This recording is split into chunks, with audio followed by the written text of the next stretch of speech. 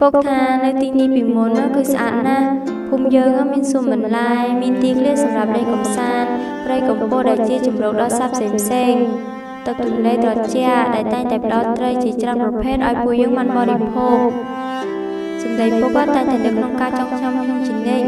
ខ្ញុំបានគូររូបទាំងអស់នេះមួយម្ដងទស្សនវិជ្ជានៃការជួបជុំភាពសុខដុមរមនានៃសហគមន៍យើងនិងការចេះជួយយកអាសាគ្នា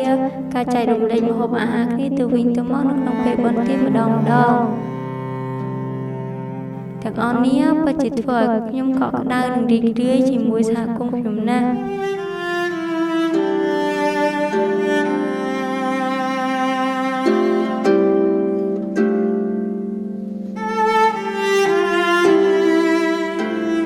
ដល់ពេលខ្ញុំធំឡើង